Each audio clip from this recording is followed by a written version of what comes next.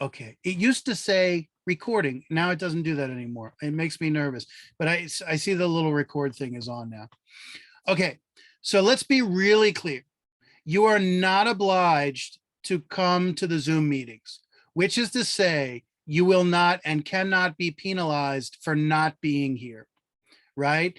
The Zoom meetings are just, first of all, I like to meet with students. I like to have conversation and talk about our readings and our topics and themes and what have you.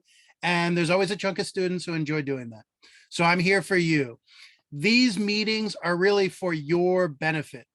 Anything that you want to talk about, anything you don't understand, et cetera, et cetera. Now's the chance to do it in person. It's always better than doing it through email, back and forth, and so on, right? So if you can't make it to a meeting, you can't be penalized for it, right? It certainly doesn't hurt if you can make it. But if you can't make it, what I'm going to do is record these meetings, and then you can watch them or kind of skim through them at some other time when you do have the time. So they'll be there for everybody in one form or another. So that's really important. The next thing about these meetings, because of my schedule this semester, I'm going to have to move them to Tuesday night. And the first thing I'm going to say is I know that there are people who are going to be able to make it. And then there are people who are not going to be able to make it because of job, because of other classes, because of family, whatever it is. And I understand that. So whoever is able to come is able to come. And if you're not here, you can always skim through the recording of it. Okay. So let me just keep moving here. We're going to go over the syllabus, right? My syllabus is so long because I want to spell everything out, but there's just some basic stuff on it to pay attention to. And it is really important to, at least at the beginning, look over carefully the syllabus. And we're going to do that in a moment. The other thing we're going to do then is, and actually, well, we should do the syllabus first. We will look at the just the format of the course. How have I, including navigating Blackboard, those two things really go together, which is to say, what are your assignments? How have I laid things out? So you know what you're looking at, and then you know what to expect going forward, because the format after, at what's established this week, the format's going to be the same for the rest of the semester. And the types of assignments are going to be the same for the rest of the semester. Okay, I'm going to try to speed through this. Many people have emailed me in the last day and a half, and I still have to respond to you. So if you haven't gotten a response yet, don't worry. I responded to a big chunk of people who wrote over the weekend and the beginning of this week. If you have not emailed me at this address, please do so. Even do it during class, just so you get it out of the way, because I am not going to communicate through my Lehman email address account. I'm not going to communicate. I'd like to stop communicating through announcements on Blackboard and communicate through my Gmail account. It's just convenient for me to do it that way. I've got too many email accounts as it is. And, email me from an account you actually use regularly and you check regularly. If that's your Lehman account, great, fine, whatever it is. If it's a Gmail account, doesn't matter. It's just one you use regularly as opposed to one that you never check. And make sure both for your first email to me and also whenever you email me, since I've got two sections and a bunch of students, always put your name and your just put LEH 353 and then your section number, whether it's A04 or A09. So that way, if I have to look you up in the grade book or what have you, I can do it really quickly. So that's really important. All righty. So here's one of my favorite characters from the movies, Morpheus. What if I told you the information you seek is on the syllabus? So let me pull up the syllabus now, and I'm just going to skim through the key parts of it that really matter. So let me share. Come on, computer.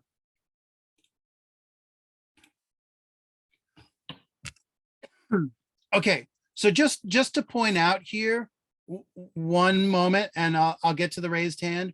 We've got both classes meeting here, a mixture of both sections. So this just happens to be the A09 syllabus, and the syllabi are basically the same. And the one difference with the writing intensive is when you get to the midterm and the final, you're going to be writing a little more extensively than the non-writing intensive. So that's really the big difference. Yanetsa, question. Yeah, hi, Professor. Hey, how are you? Good. How are you? I'm great. I actually arrived late to class at 7:45 because I've been having issues with connectivity the whole, Sure. since just right now, which means I have not been able to do the discussion. You there? Sorry, I cut off again. I wasn't able to do the discussion board, which was due by before the class started. Okay, sure. Am I allowed to do it before midnight? Yeah. So I will talk a little bit more about deadlines. Oh, I will And- definitely be more careful after today. I will Okay, do them super early. Yeah, so I So- said the first week, we're getting settled right now, right? So no big deal. And ideally, yeah, you want to get them done by class time, particularly if we're meeting, so that we can actually discuss with you having the knowledge of the reading and the assignment, so we can talk about it. Okay, here's a little discussion. I'm just going to touch on the syllabus right now of the content of the course, and I will come back to that. I really want to explain specifically what this course is about after we get through some of the nuts and bolts, urgent stuff. On either syllabus, I have listed whether it's writing intensive or not. The texts. All right, so one thing I've decided to do since I've been online for a while now with this course is that you do not need to buy these texts hard copy. I can provide the digital versions of them. I'm not sure this semester we're going to do the symposium. I've traditionally done the symposium, but I might switch it up for another one. Which is to say, all readings for the course will be one way or another provided by me digitally. RB, question. Hi, Professor. So to clarify again, even for the writing intensive course, because that's the one I'm supposed to be in, but I'll discuss that at the end of class. For the writing intensive course, you don't have to purchase any textbooks. You'll provide it to us, even for that version, for that section of the class. Yes? Correct. Yeah, so Okay. everything I'm going to say is going to be applicable to both sections. Okay. Yep. I mean, the content of the course is the same. Some of the assignments are going to be different. Okay. So here, if you look very quickly, number 3, format and nature of all assignments. And when you look at Blackboard, this will become clearer. So what does most of the course consist of? You've got a reading to do, and then you have what I call reading response questions, right? The reading is going to be found in the weekly assignment folder, PDFs, files attached in there, right? And then the reading response assignment is going to be a series of questions that probe your understanding of the reading.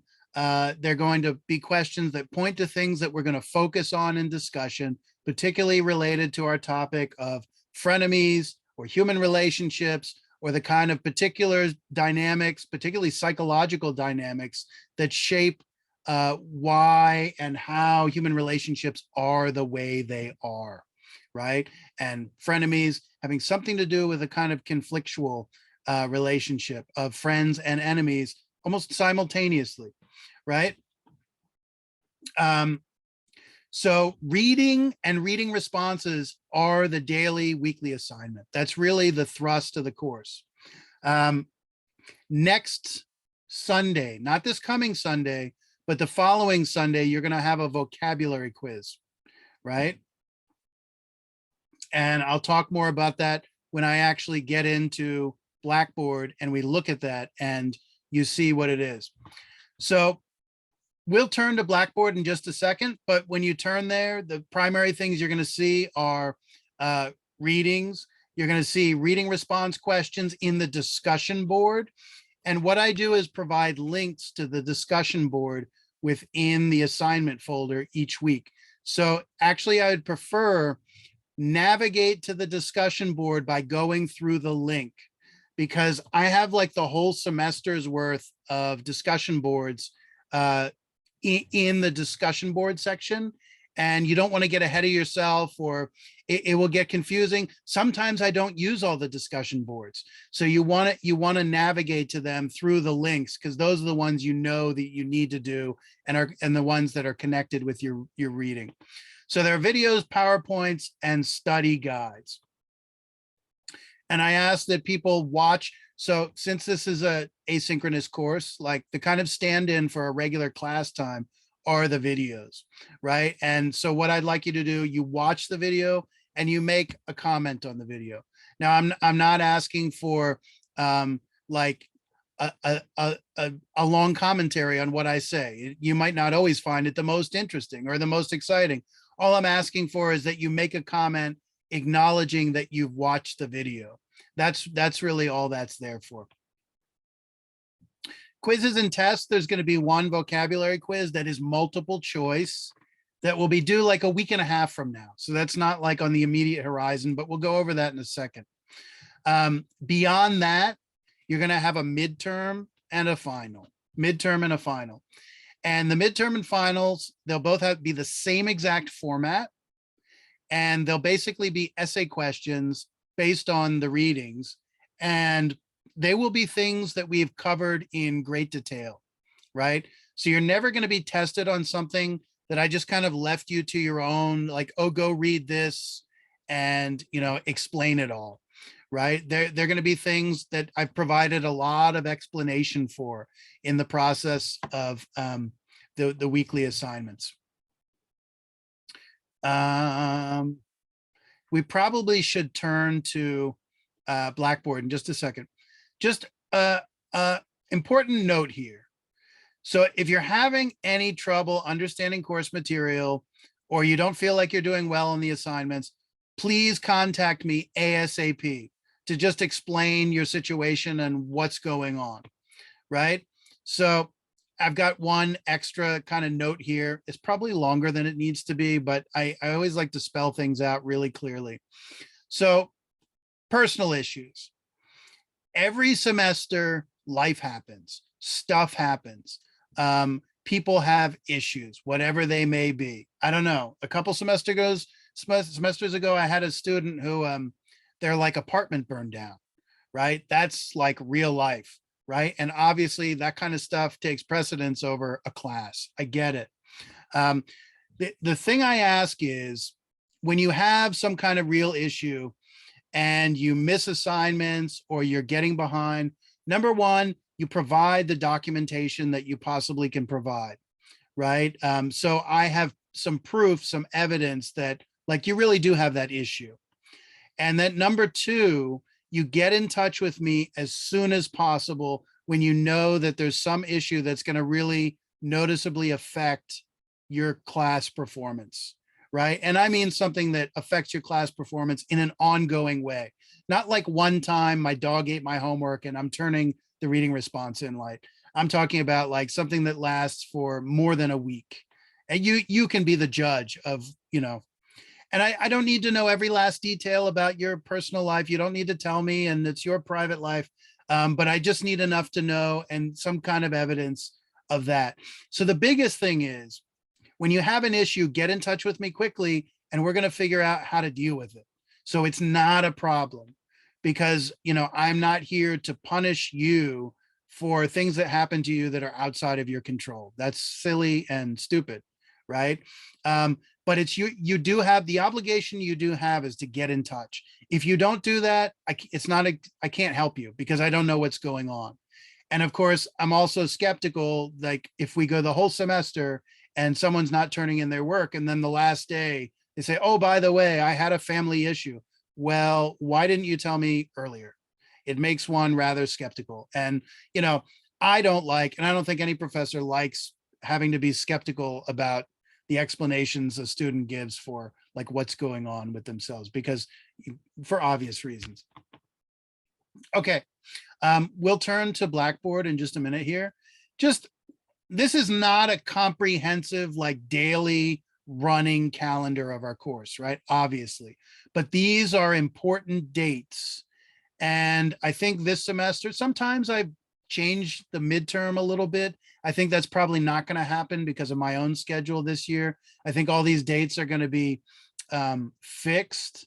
So, I mean, things to keep in mind right now is, you know, on the 11th, that's Sunday, we've got the quiz due. Talk more about that in a minute. And then the midterm, I know October 30th seems like a long way away, but basically your midterm and final are going to be essay take-home assignments, where you're going to write extended essays, and the grade is going to be based both on the content of what you write, how well you answer the questions, but also the quality of your writing. So you're really writing essays. They might not have the classical structure of an essay, but it's the kind of thing you need to revise and kind of perfect, and write a draft and revise it and proof it and so on and so forth. So what does that mean? You need time to do it. And I normally provide those questions almost 2 weeks before the due date of the exam.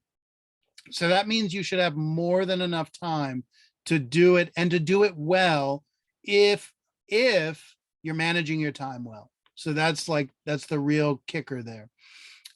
Okay, so let me get Blackboard up here, if I can. Ta-da.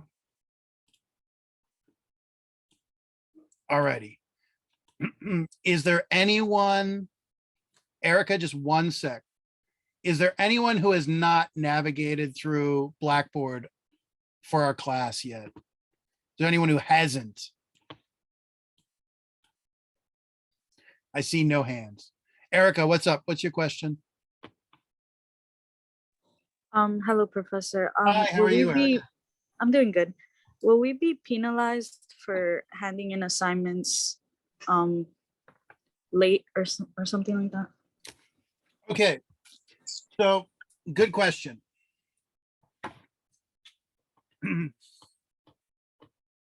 I have 2 points of view on this. So number one, you know, I think what I'm going to do is, you know, sometimes assignments are set for like a Sunday night. I think what our whole week schedule is going to be set to have it due on the day we have class, so that for people who show up, you can be prepared to discuss in class. Because if you're not prepared to discuss in class, we really can't carry on. You know, we don't want to be, I don't want to spend my time lecturing in class, especially because that's what the videos are for. Like, you already get enough of my lecturing there, and I don't think you need more. So, however, I am flexible with students getting their assignments in. And normally, I'll say the deadline ultimately is when I start grading them. And normally I start grading them after the end of that week, when we're already into the next week's assignment. So I'm flexible up to a point. If it's 2 weeks and you haven't done the assignment, by then I will have graded it. But Okay, if it's still the week of the day we had class, and you're getting it in like a few days after class, you're fine. Okay, thank you. Yep. Charisma, Yes, hello. Good evening, Professor. that's a great name. How are you? I'm great. Thank I'm you. all right, and you? My question was just like, are we gonna be meeting weekly on Zoom? Just about every week. And look, like I said, it's not mandatory, it's not, you can't be penalized for not being here. This is for one, I like to hold class. It's just, I enjoy it. And number two, it's, it keeps you, one of the problems of an online class is all you have is the computer screen and the assignments. One thing nice about attending class is it keeps your head in the game, because everybody knows, like, out of sight, out of mind. So by having like a real interaction, I mean, it's not classroom, but it just keeps your blood flowing, right? And hopefully it's the conversations we have are interesting and exciting. I So that should provide some motivation and also a little more structure. Right, okay. Yeah. I agree. Okay. That's why I like taking online classes with people, with the professors who actually have like weekly courses. I feel like it keeps us engaged and on track. Yeah, I mean, I know if I don't hold them, my level of engagement goes down because there's no connection. Okay, so let me go through this really quickly. Here are announcements, right? Duh, everybody knows that. Everybody's familiar with Blackboard at this point, I would assume. So the big thing is, once I have everybody's email, I'm not going to be using the announcement section anymore. I'm just going to be using my address book and my Gmail account. Okay, over here, so I have a video that explains all this stuff, but if it didn't totally sink in or you haven't gotten to the video yet, I'm just going to run through this now. So first of all, this is how I set up the left-hand menu. And the big thing is, from here down to discussion board, this is all I use. I forget about all this gobbledygook down here. And some of these I blocked out. So from your view, you can't see them. They're hidden. And, the Blackboard setup is so cantankerous. It's too complicated. So I keep it simple, stupid. Up here, permanent Zoom link. So we're going to use the same Zoom address for every meeting. And you just click on this, right? And I've got it right here. Course announcements, syllabus. So, I'll just click. And there you've got it there. Academics, this is the course content. So really, on a weekly basis, assignments is the thing you're going to go to. And right now I've got this week's assignment listed. And as I said, you can navigate to the discussion board through the weekly assignment folder. Okay. You know what? In the interest of time, I am not going to go through all the reading response instructions, right? They're there. And, part of this class in an online class, it's your job to pay attention to what's being asked of you and what you need to do, right? So I in this, I'm not going to spell everything out, but the reading responses, let's just go to the discussion board for a second. All right, so I've got 30 posts. That's pretty good. That means like most people did it and did it correctly. So just remember that the two things you need to do in completing the discussion board is, number one, well, what's the first thing you need to do?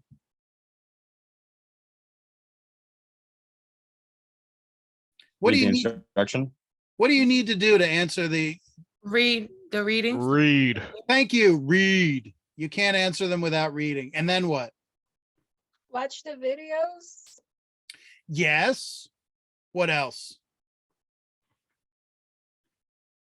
Now, Then what after do you- you read, you answer the discussion board question. Yeah. Then you answer the darn questions. Good. I mean, let's keep it simple. And what else do you have to do beside answering the questions? You have to reply to 2 classmates. Okay, so this is the thing that many people overlook. So number one, when you answer these questions, complete sentence form.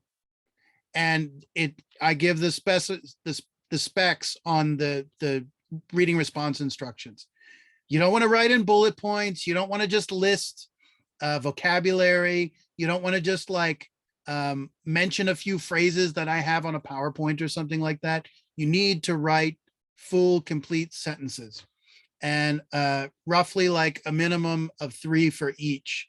Sometimes I'll ask you more questions. So then like your answers may not be as long because, it's just kind of a limit to the amount you should be writing. Comments.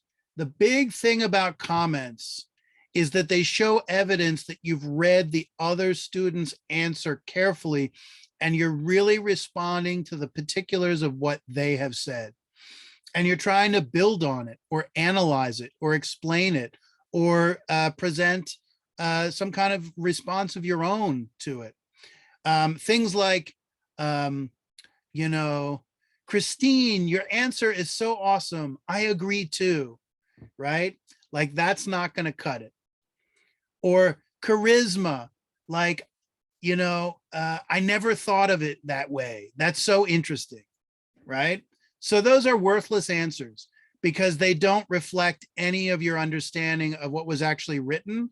And you could actually write those comments about any answer that any student has ever written, right? So again, you want to write 3, 4, 5, maybe 5 sentences. You don't have to go overkill with the length, but it really has to show that you're actually thinking about what the person is saying, right?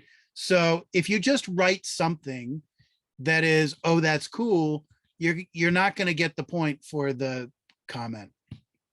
And the other thing is make sure to remember to do the comments. Because once you've submitted your homework and I grade it, once it's graded, like there's no going back to it. Like you're not going to get extra credit by like doing the comments that you didn't do the first time. And I'm pretty generous of giving students, someone asked about when are things due. I try to be flexible. You know, I don't want to penalize students unnecessarily. The big problem in terms of doing assignments late is when a student has like allowed the assignments to start piling up and they haven't done them. And like they haven't done week 1 yet and we're on week 4. Then you've got a serious problem for a number of different reasons. Like just catching up is going to be difficult for the rest of the semester. Okay. So let's go back to the assignments really quickly and kind of finish up some of this nuts and bolts stuff. Okay, so I put the link in here to the Zoom meeting. In the future, I'm not going to do that. I'm just going to expect that you use the link up here. I give a description. Once we move forward into next week, these descriptions are important to read because they frame the reading. They explain, like, in a sense, why I'm giving you this reading and what I really want you to take out of it and how it relates to our general theme of frenemies, which we're going to talk more about in just a second. In terms of really vital stuff you should pay attention to on here, the description is important. And then the last 2 kind of items in the outline are really crucial, which is to say assignment materials and the assignment itself. And they're a little redundant, but I just try to like really let students know.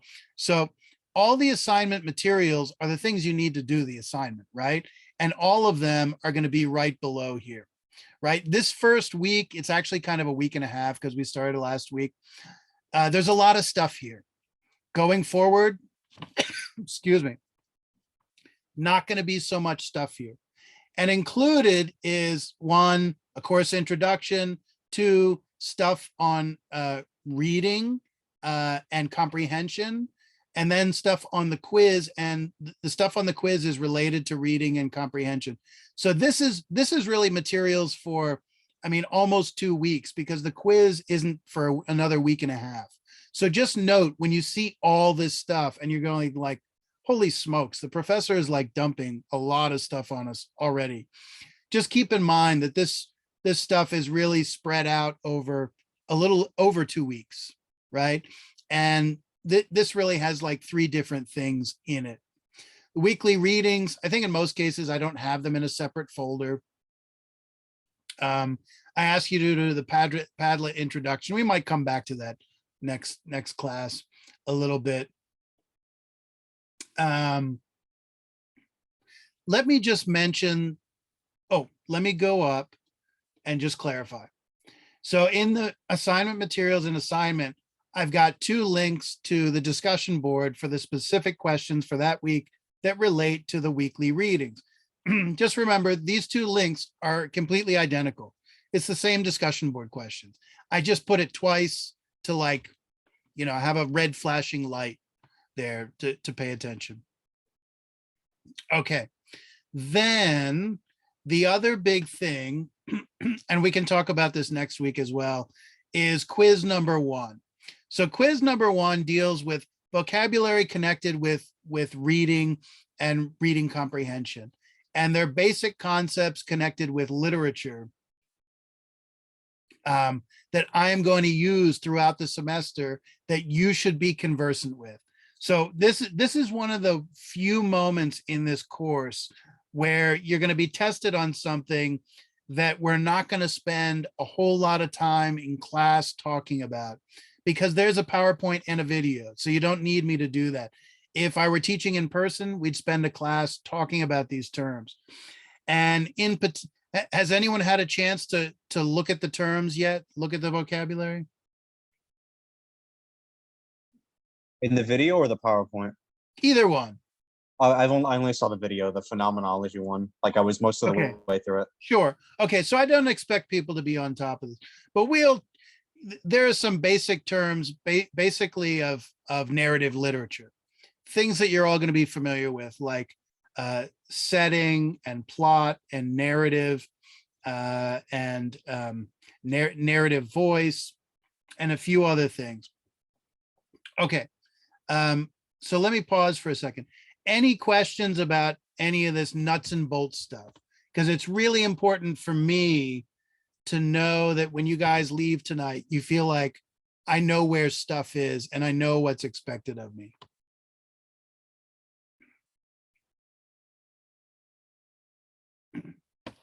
Okay, so let's do this. Let's go back here. And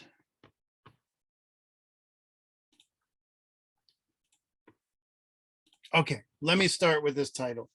So for about 5 minutes, I just want to talk about the theme of the course. And the theme, I created this course and submitted to be able to teach it and get approved and everything. So it's my little brainchild.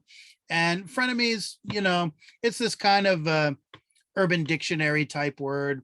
And when I was first thinking about the course, I was thinking in terms of like the very fact that our lives are so virtual and how that affects our relationships with other human beings and how it changes how we carry on those relationships. But as I kind of got into it, I became more interested in this title in terms of frenemy. Well, it is a fancy name for a word like this is a portmanteau. It's where you put 2 words together and you make a new single word. You kind of mash them together. So obviously, friend and enemy. And the one thing I find intriguing is that when I think about, when I think about my relationships, and I hope I'm not saying something too personal about myself, but it seems to be that every relationship has some combination of harmony and friendship, but also conflict and enmity.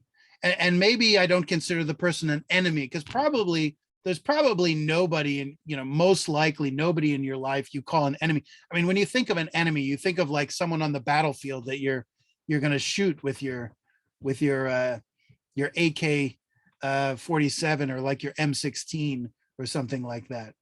But I mean, no relationship is without its conflicts, right? And one of the most fascinating things, every moral philosopher, every political philosopher has recognized that we're a social animal, right? What does it mean to be a social animal? What do we mean by that? To say the human being is a social animal. Is it because we have to socialize? Yeah, what does that mean? Because you're using the word to define it. That means like we like to talk to people. We have to go out and hang out with friends and talk to families and We like to be around other people. What else? What else does this? So great. We thrive on being in each other's presence. Absolutely. What else does the idea of a social animal suggest beside the fact that we want to be around others? Do we just want to be around them, or is there another word than want that we might use? We crave. We crave. Okay, that's a version. That's like an intense version of want, but that's good. Plato's Symposium talks about the idea of eros, which is it can be translated as love, but a better way of thinking about it maybe is an absolute intense desire or yearning in most cases for another human being. Doesn't have to, it could be sexual, but it doesn't have to be, right? So when you use the word crave, Plato, who's thinking about eros, he totally understands what you're talking about. We could use the word yearning, like deep longing for human connection with another person. So we want to be around other people. We crave the attention and presence of other people. What's another word beside want and crave? I'm going to give you a hint. It starts with an N.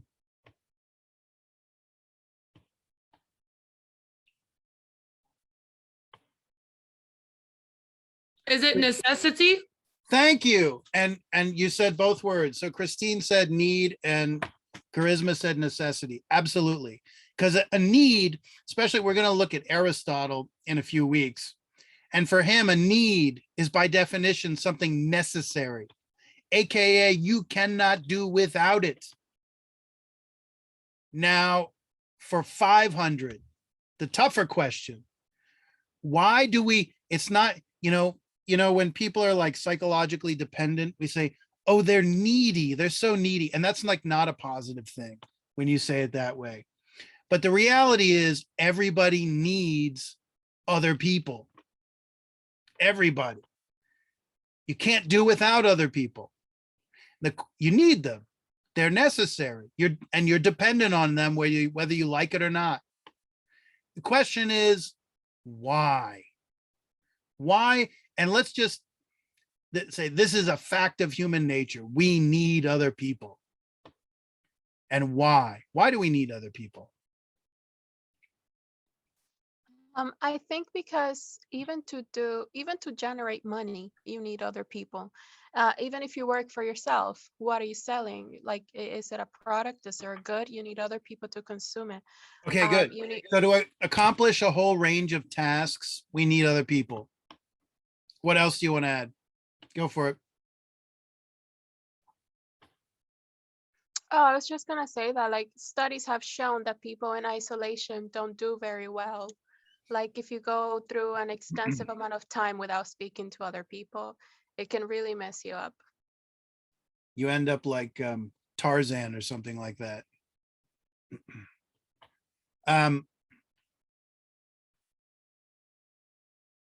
Why?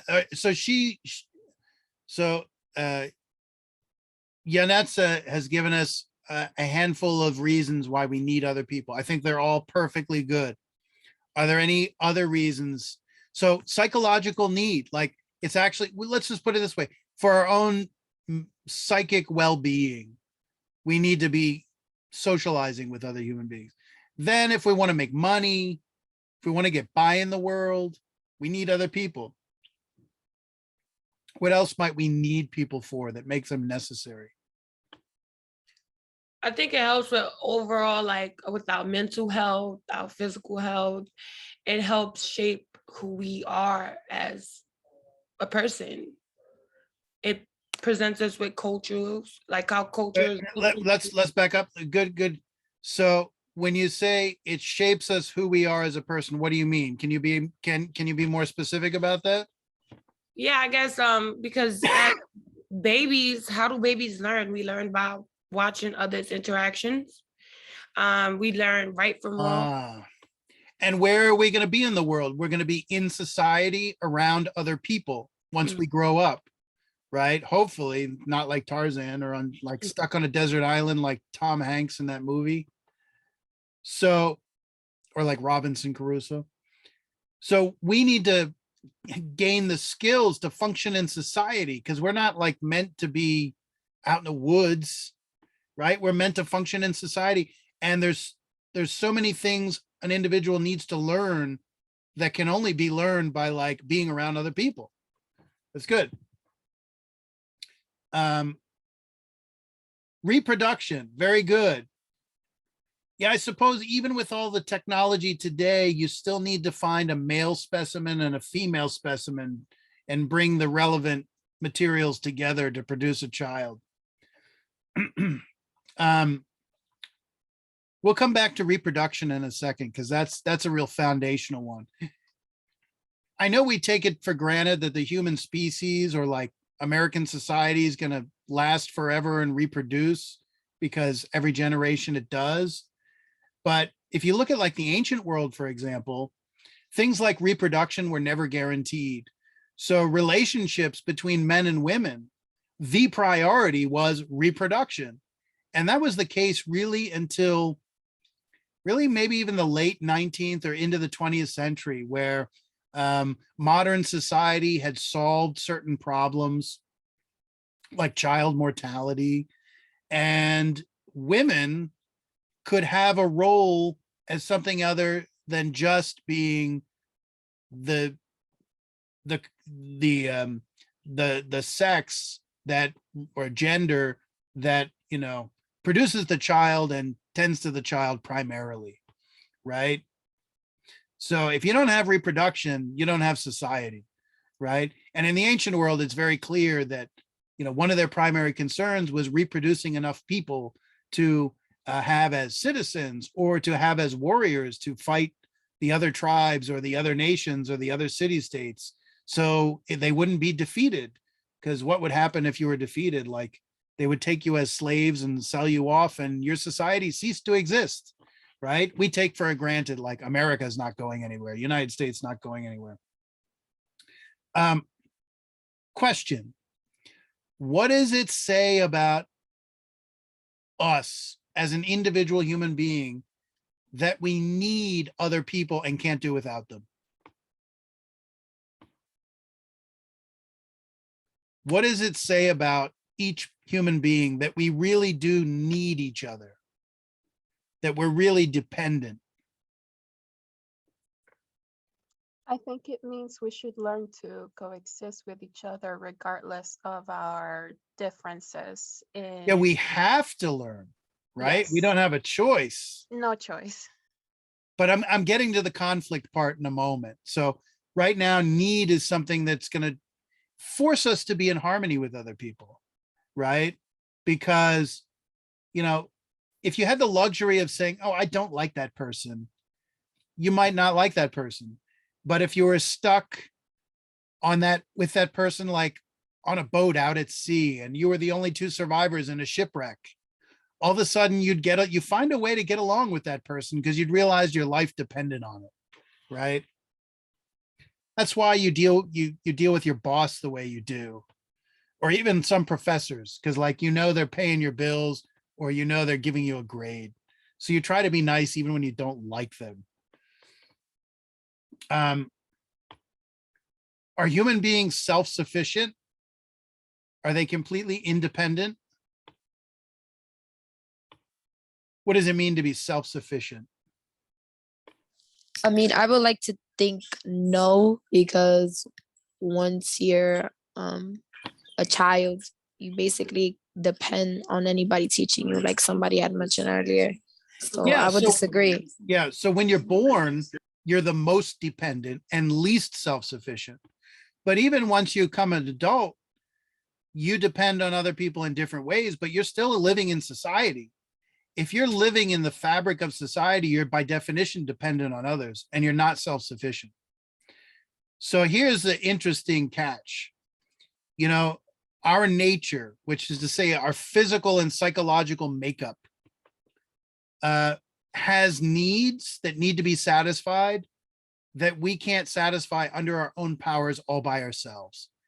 That's what it would mean to be like truly self-sufficient. We can provide everything we need by ourselves without any help. And of course, there is a question of, well, why would you even want to do that? Because one of your needs is psychological connectedness with other people.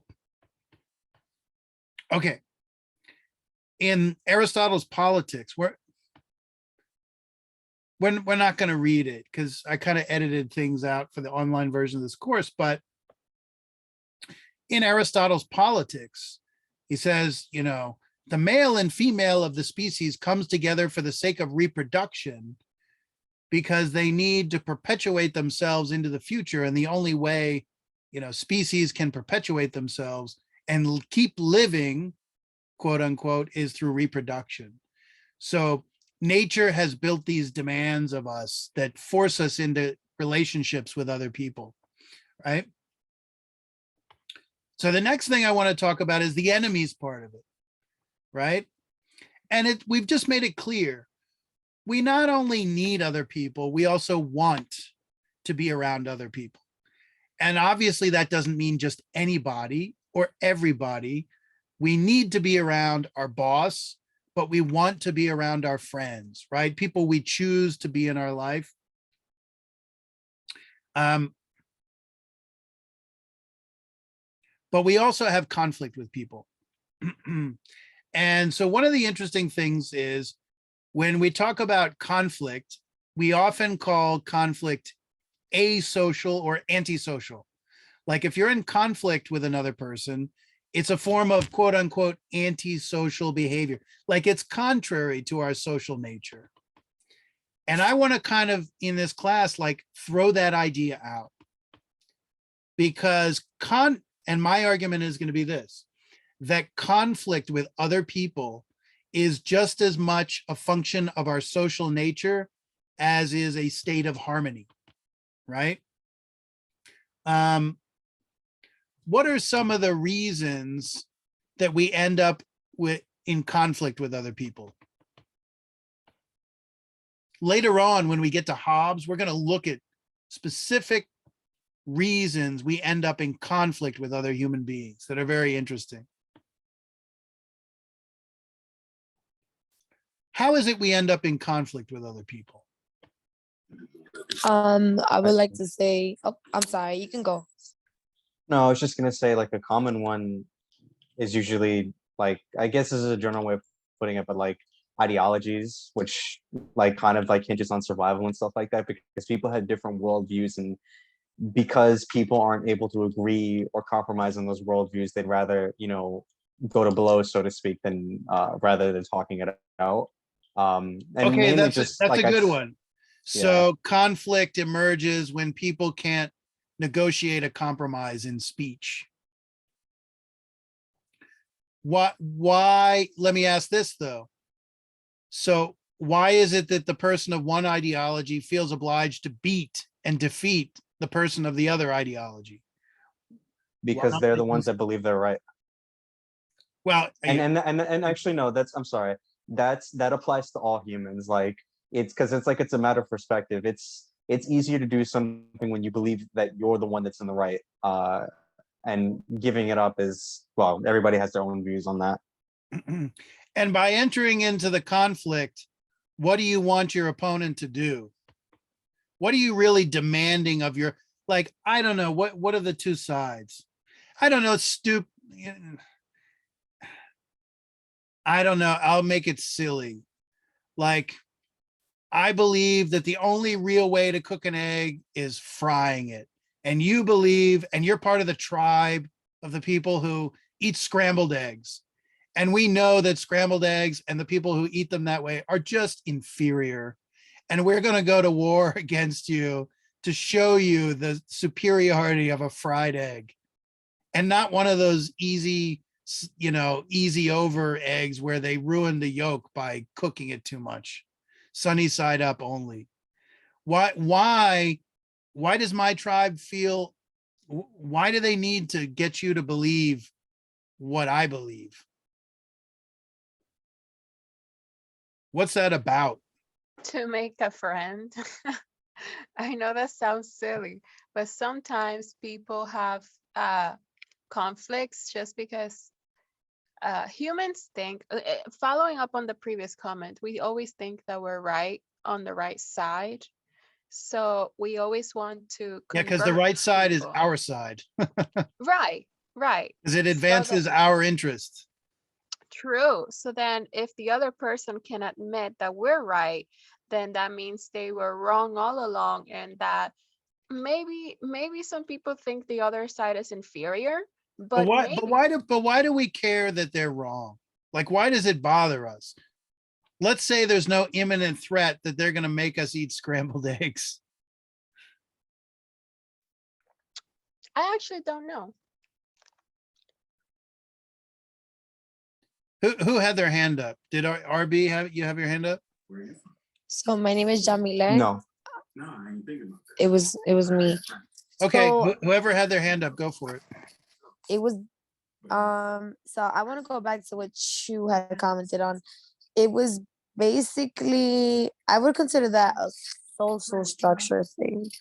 I would say that there's different people in different hierarchies, and when I say that, it could be either we're talking about economical wealth and the type of different communities we all live in, because somebody from the Bronx or somebody from Brooklyn or Queens could have different perspectives, like right now on real world things that's actually occurring, like shootings and, like And- school and you had- drives you- and stuff. And you haven't even talked about the people at the bottom of the hierarchy, those people from New Jersey.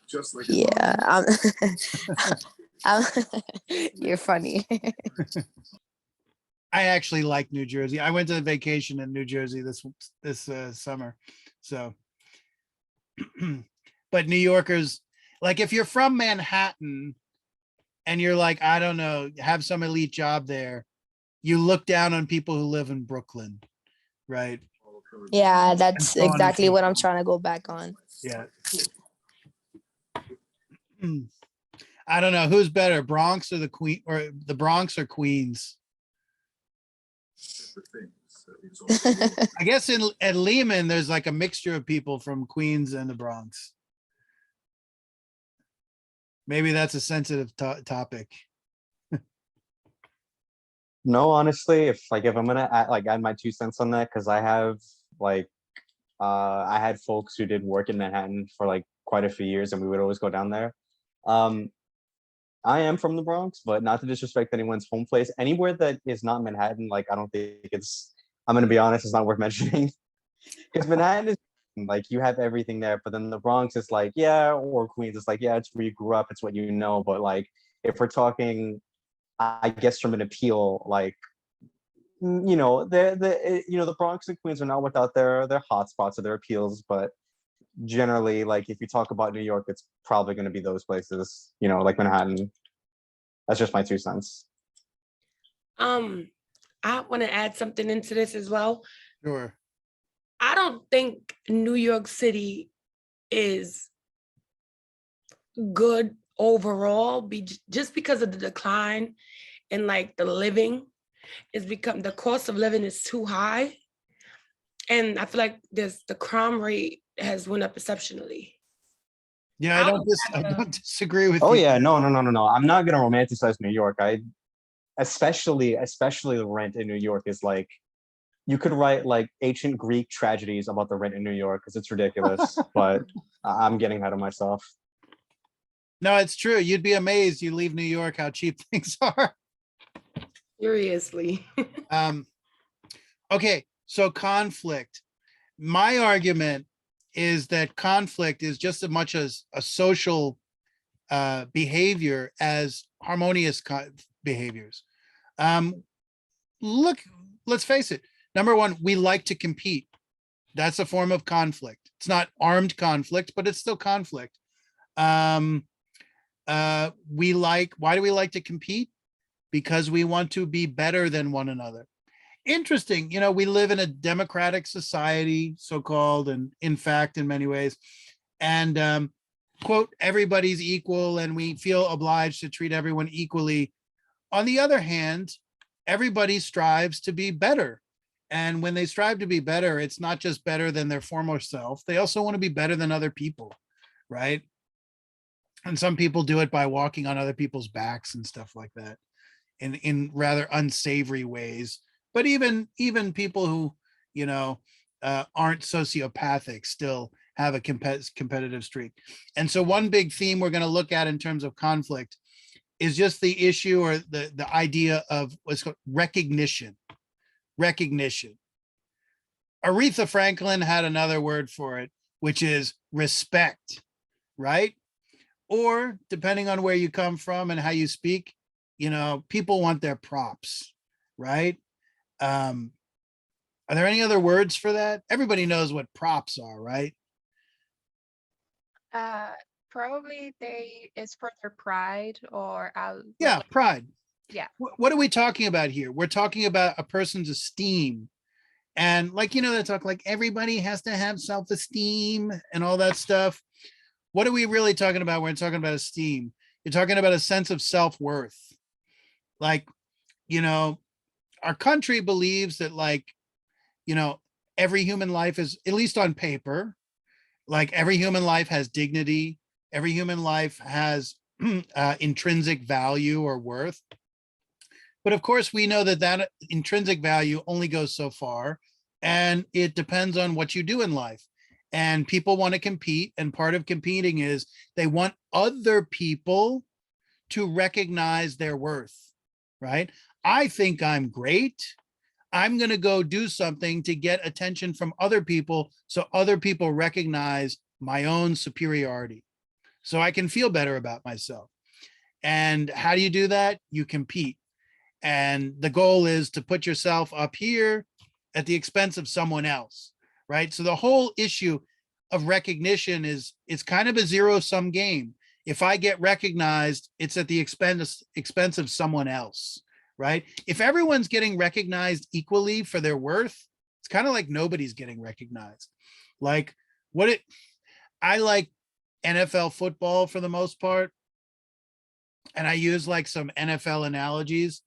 Like, what if every team every year got to a Super Bowl ring, and they all, you know, they got like a participation prize, you know, like kids in like rec league soccer, they get the participation trophy. Like, we wouldn't want that. When we watch pro sports or whatever it is you may watch, like, you want to see the best, and you want to see the best beat the second best, right? And there's only one best. And they do it they become the best at the expense of the team that loses to them, right? So you can only have one Super Bowl winner. Otherwise, the Super Bowl doesn't mean anything. So a lot of our conflicts come out of things like recognition and, you know, a determination to be recognized by others who we want their attention. And so, you know, think about social media, think about what we do when we post on Facebook. And we never post any of the bad pictures. Like, we curate our life on Facebook to seem as cool as possible. And then we want people following us. And I don't know, we make videos on TikTok or Twitch or whatever the hell they are. And like, we, you know, people follow us and we think we're hot shit and stuff like that. It's amazing, kids coming out of high school, like, they seem to think that like having followers on social media is like a job or something. It's really important to some people. And we'll get in the question of like, whose opinion do we care about? If we care about recognition, we care about other people's opinion. That also makes us a social animal, because we tend to see ourselves through the eyes of others, right? That's what we're really doing when we post stuff on Facebook, and then people say, "Oh, you look so cool," right?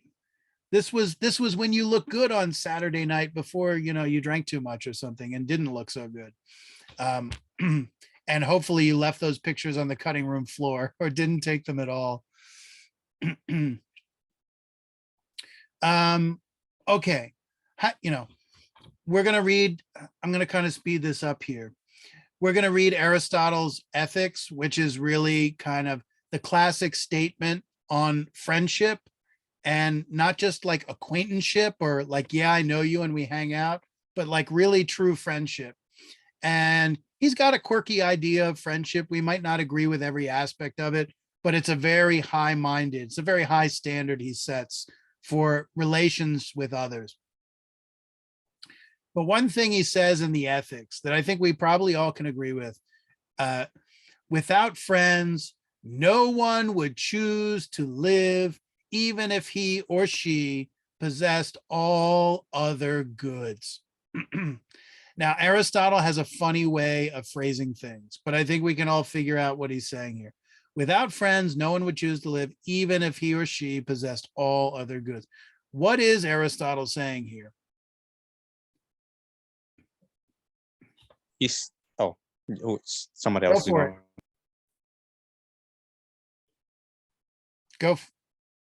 Oh, I was gonna say, no, I loathe all Greek and Shakespearean works as a preface. I cannot stand old literary language, but this is the clearest it's ever been. And he's saying that if you have everything, if you don't have anyone near you to, basically enjoy the company, you're not going to be happy. Yeah, or maybe share all that stuff with, right? I mean, Right. good. You're still not going to be what? You're not going to be happy, content. Yeah, good. So Satisfied. happiness is a key theme we're going to look at. And he goes even further, like, you'd rather, what is he really saying? You can have everything in the world. You can have all the money. You can have all the fame, all the reputation. Because of course, those things seem to imply connections with real connections, but not necessarily. He said, but life is not worth living unless you have a friend. And of course, what he means here, and we'll look at it when we get there, he said a real friend, right? Not just people you hang out with. I remember, my brother was a good bit older than me, but he was popular in high school. But he was also into like drugs and weed and stuff like that, a little too much for his own good. And the people he was hanging out with liked him, but they didn't really care about him. There was something superficial about it, and something not ideal, or maybe even not healthy. And as a kid, I could really kind of see it, because it kind of scared me, and I was like terrified by drugs. And I mean, not that I ever really, you should stay terrified of drugs, because they they don't do much good for you. But I could always see that the nature of the relationship was not like a real friendship, and not like a real sense of concern or compassion or what have you. So Aristotle is saying something really profound about just how important not just other people are, but friends. Because of course, real friends are rare. I don't know, BFFs. I don't even know when people say BFF that they really mean that. That's just kind of like a cute phrase or something. Maybe I don't know. What do you guys think when you say I mean, do people still use BFF, or is that like become kind of old school or something? I think it still holds up. And when people use it, do they really mean that's like the person I can go to war with who really cares about me? Or it's just like you happen to have a cool connection for the time being? I feel like it's like a connection for like a very, very, very like long time without any problems.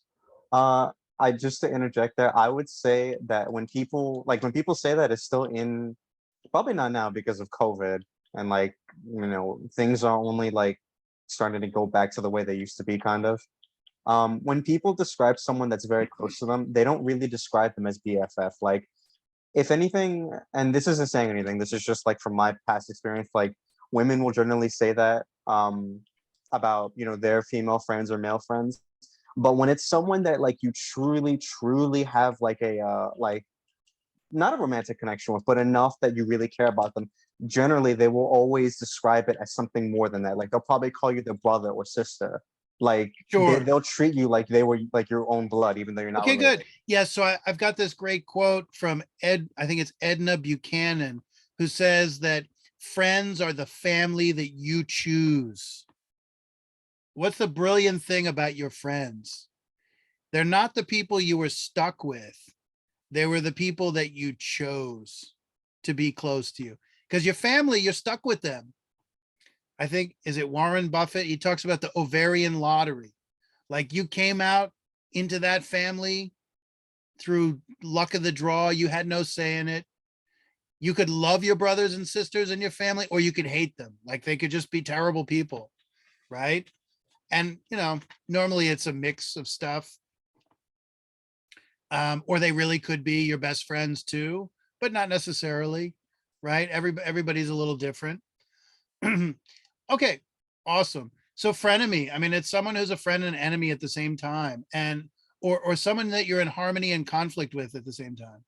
And Aristotle's going to talk about like ultimately like relationships that evolve, because of course one of the issues with relationships is both people are in a constant state of change. They're growing up, they're maturing, or if nothing else, if they're not really maturing, they're at least going through different stages of their lives and they need different things at different times. And he's going to talk about the relationship between friendship and actually knowing the other person, having knowledge of them, right? So it's really interesting. How can you really love or be friends with someone who you don't really know? Because you don't actually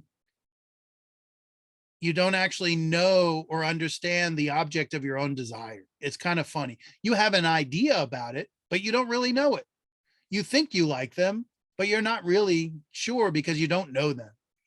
And so the process of knowing someone is a complicated one, because a lot of times, as you learn more about someone, which is necessary to like know and love them, you might actually find out things about them you don't like. Right. So, and think about it. Your willingness to know them to begin with is dependent on your connection with them, right? You're not going to waste your time trying to learn about someone or care about learning about them if you don't already have a natural impetus, right? Pardon me. I'm going to skip over that. I'm going to skip over that for now. Yeah, I just want to kind of move down. Okay, let me just say one more thing. Oh, you know what? I'll say it when we look at the money. And I do want to look at the readings really briefly in just a minute, and then we'll call it a night. So how have I structured this course? It's in a very kind of simple way, but it's important to recognize that we're going to look at the theme of friendship from kind of different levels or different frameworks of understanding. The first one, starting next week, is going to be the biological evolutionary level, which is to say human beings evolved in a certain type of way to allow for a certain type of social relationship we have with other human beings. We're obviously not the only animal that have social relationships. Tons of mammals in particular have all kinds of pretty complex social relationships. But because of the particular type of mammal that we are, or animal that we are, we have a very distinct and special relationship. And the big thing is evolution allows for thinking and speech, and all the ideas that come when we communicate with speech. And this is going to decisively set our relationships apart from all the other animals. Because we all know, like, dog is a man's best friend. We can have a kind of a friendship with a dog. Aristotle, for example, is going to say that friendship is a distinctly human phenomenon. And what we have between humans, you can't have between a human and a glass of wine, or a human and a dog, or a human and a horse, despite the fact that we have all types of emotional connectedness with, say, dogs and horses and stuff like that. And actually, I had my daughter riding horses, and I was around the horses, and I really haven't been around horses much in my life, but I was stunned at how like intelligent and perceptive they are. I mean, not that I ever thought they were a stupid animal, but I got a sense that the horse was really attentive to my presence and what I was like, and they were kind of like taking in information from me in a way that I never quite expected. And you know, dogs do the same thing. So we'll look at the political perspective a little bit, which is to say that we'll talk about that perspective, the social perspective, the moral perspective. I mean, one of the basic things of friends is that they share a common moral outlook. If, for example, you're around someone who has a fundamentally different moral point of view, it's almost impossible to be friends with them, particularly because your moral principles are some of the core things that make you who you are. And then the psychological, and by psychological, I just mean all the emotional elements of our relationships, and particularly the different types of psychological motivations that motivate us to relate to other people in certain ways. Okay, so it's almost 9, and I want to do this really pretty quickly, but I do want to spend some time going over this. How many of you got to the readings? I submitted mine today. Also submitted mine.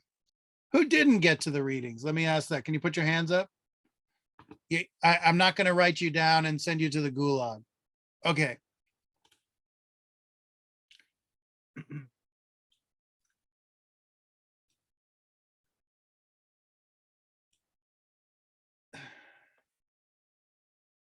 Adobe Acrobat Reader always does this. It's always like ready to explode on me. So I just actually registered to this class like 2 days ago, and Okay. yesterday when I tried to, none of this was on Blackboards, but I will try to get to it tonight. Okay, yeah, that's fine. That's fine. Yeah, so it's the first week, so we're cool with that. So let's just do this. Let's just read this. And for those of you who haven't done it yet, you'll get a first glance at it. So there's 2 things I want to focus on before we start reading. Number 1, the money. It's a very funny title because despite how important the money is in this story, its real function is not quite what you might think the regular function of money is. Money is like the stuff of value that you buy stuff with. And that doesn't seem to be the primary meaning of the money in this story. Then the other thing is, because obviously the friends, quote unquote, steal the money from the narrator's, the young boy's household, like it starts to focus on the relationship between the boy who is the narrator and then his friends in the hood, in the neighborhood, kind of immigrant neighborhood in New Jersey, who took the money. And we get a really important look of some really just universal dynamics in human relationships. Things like appearance and reality. People present themselves as one way and they turn out to be another. And why is that? Because humans can fake it. They can present you a fake image, just like on, what is Facebook? It's a made up image, right? It's like Hollywood for people who aren't in Hollywood. Yamil, you got a question? Or you just have your hand up? I guess she just has her hand up.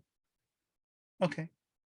And then the other thing is, I want to raise the question is, why is he friends with these kids who steal the money?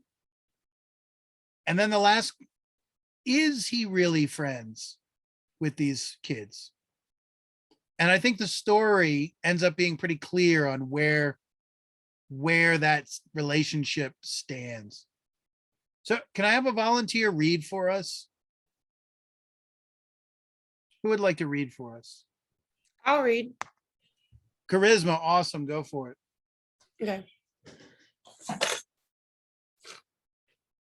All the Dominicans I knew in those days sent money home. My mother didn't have a regular job besides caring for us 5 kids, so she scrimped the loot together from whatever came her way. My father was always losing his forklift jobs, so it wasn't like she ever had a steady flow.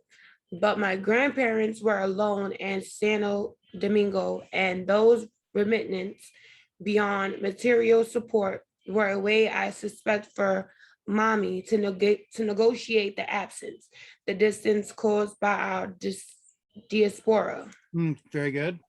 She chipped dollars off the cash Poppy gave her for our daily expenses, forced our already broke family to live even broker. That was how she built the nut to maybe $300 that she sent home every 6 months or so. We kids knew where the money was hidden, but we also knew that to touch it would have meant a violent punishment approaching death. I who could take the change out of my mother's purse without thinking, couldn't have brought myself even to look at that forbidden stash. Okay, awesome. Question. What is talked about in these first two paragraphs? The money referenced in the title. The title is not just money or some money. It's the money. It's like a specific stash or quantity. What is the money all about? What is it? And it explains why he's so afraid to even look at it. Because of course he knows he's going to get a punishment approaching death.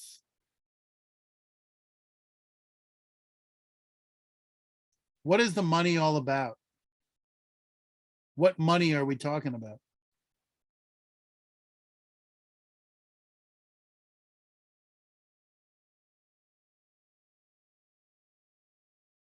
What about the people who answered the questions?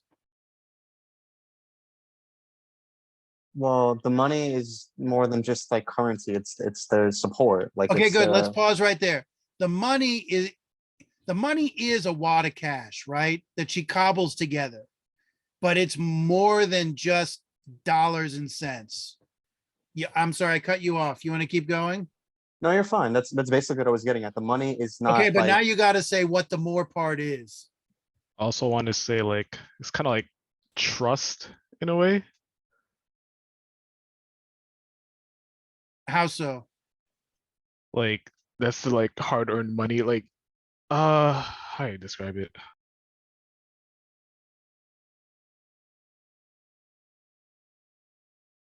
What, they trust that nobody's going to touch it?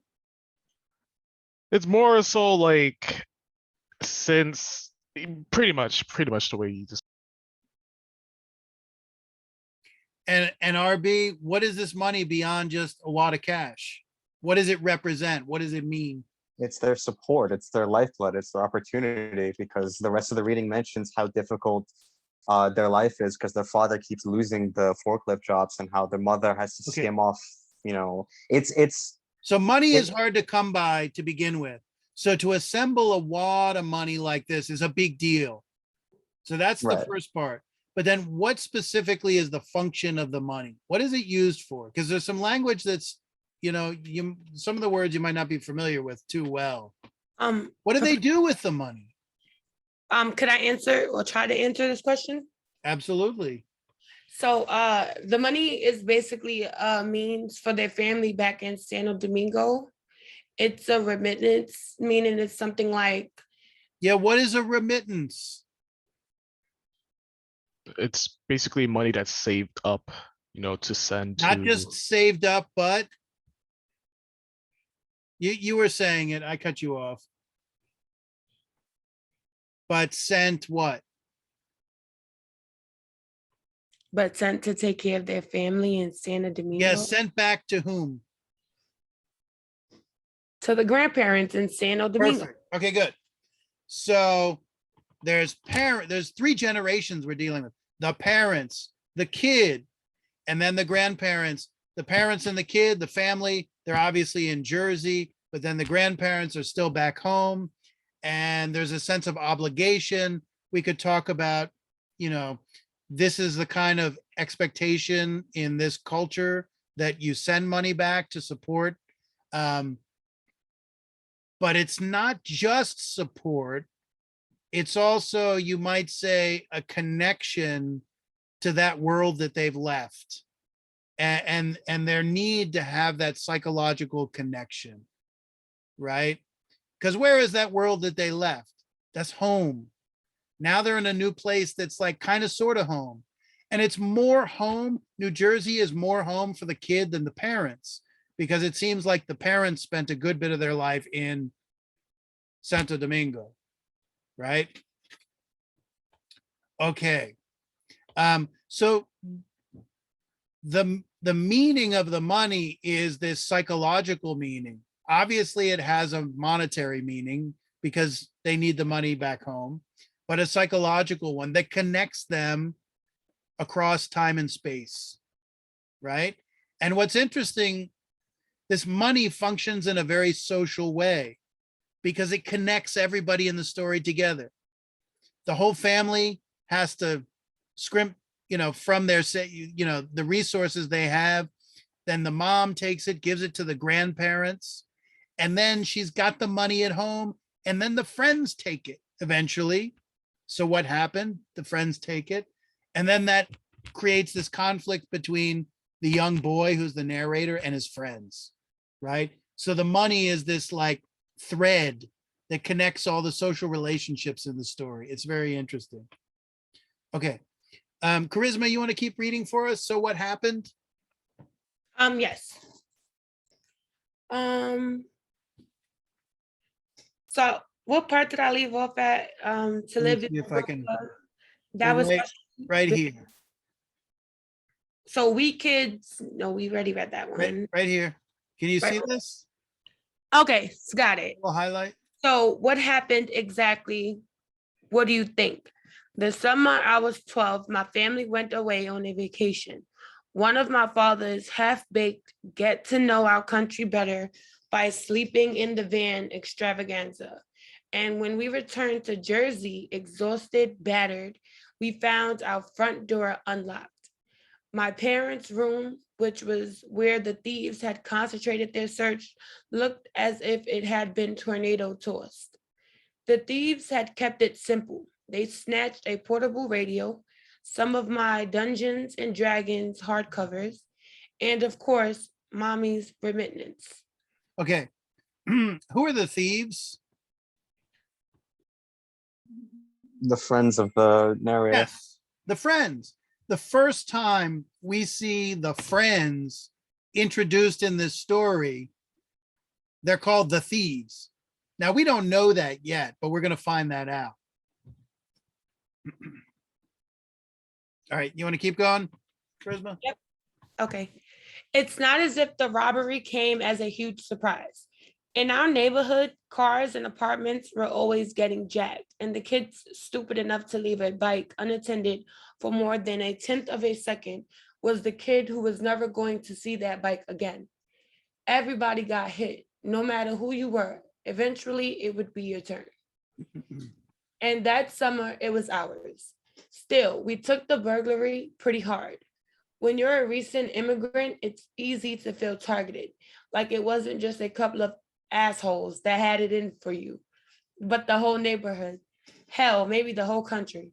No one took the robbery as hard as my mom, though. She cursed the neighborhood, she cursed the country, she cursed my father, and of course, she cursed us kids. Swore that we had run our gums to our idiot friends and they had done it. Okay, so notice the first time you see friends, they're called the idiot friends. What does the mother mean? She swore we'd run our gums to our idiot friends and they had done it. I mean, what does that mean, run our gums? I guess talk about the money that her mom was saving. Yeah, he couldn't keep his mouth shut, right? And why not? He probably felt upset about it as the tone in the reading. He was No. So before, I mean, what she's saying is the reason the money got stolen is because he ran his gums to his idiot friends. He brought it up before them because he was under the impression that he could trust them. Number one, he thought he could trust them. And why, apart from that, why did he bring it up? I felt like to vent. No, he's not. No, remember here, he's not venting that the money was stolen. Eventually he's going to do that. No, Okay. what I mean is that he was venting in his way in the front in a way of saying like, you know, we barely don't have any money. So he probably needed someone to talk to about how he felt about the mom scrimping off the change, the money together. That is a good theory, but I think the story kind of says not quite so much. Like I think the story kind of refutes that theory eventually. What's his relationship before the money's, well, even after it's stolen, what's his relationship with the money? It's something not to be touched. Yeah, but yes, absolutely, but it's also what? Despite the fact that he's not supposed to touch it. Let me answer the question here by posing a question. He eventually finds the money at his, and the Dungeons and Dragons books at his friend's house when he sneaks in there, right? And he takes it back. What does he want to do? What does he think about doing when he first finds it and takes it back? He thought about keeping it to himself. He thought about keeping it for himself. So what's his relationship with the money? I mean, it's more than one Is thing, it- right? is- He is- knows. No, is that his temptation? And like, I can see Yeah. why. So why did he, I think, why did he run his gums to it? Why did he tell his friends? Because he's like, hey man, do you know my mom like puts together this big wad of cash and like, I don't know, how old is he? He's like maybe 12 or, I mean, he's a kid. He's not that old. And it's like, it's amazing to see all that money in one place, especially because they're poor, right? So it's kind of the other way around. So even like he even has the temptation to steal it, despite the fact that he knows that's very wrong and he's going to get a beating within an inch of his life. Okay. So it's hilarious that the mom she's got like a sixth sense, right? She immediately knows what happens and she actually turns out to be right. That's pretty funny. Like she has sized up his friends pretty well, right? And also she knows her son because it seemed, while it's never explicitly said, it seems likely that he did talk to his friends about the money, and that's why they took it in the first place, because they knew, you know, oh, my mom keeps this money and I've seen it and it's so much and so on. Yeah. Okay. Charisma, you want to keep going? Yep. Okay. And this is where the tale should end, right? Wasn't as if there was going to be any CSI style investigation or anything, except that a couple of days later, I was moaning about the robbery to these guys I was hanging with at the time, and they were cursing sympathetically. And out of nowhere, it struck me. You know, when you get one of those moments of mental clarity, when the nicotinating membrane obscuring the world suddenly lifts. That's what happened. I realized that these two dupes or dopes, Two I- dopes. dopes, okay, these two dopes I called my friends had done it. They were shaking their heads, mouthing all the right words, but I could see the way they looked at each other.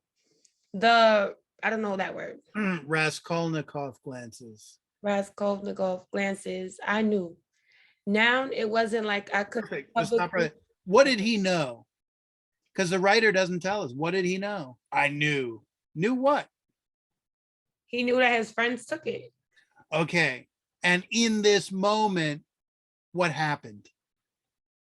He says, you know, those moments you get mental clarity, the nictitating membrane obscuring the world suddenly. Anybody in this class have a nictitating membrane? I don't even know what that means. Yeah, that you got to look it up. And I had to look that one up when I first read this. What is a nictitating membrane?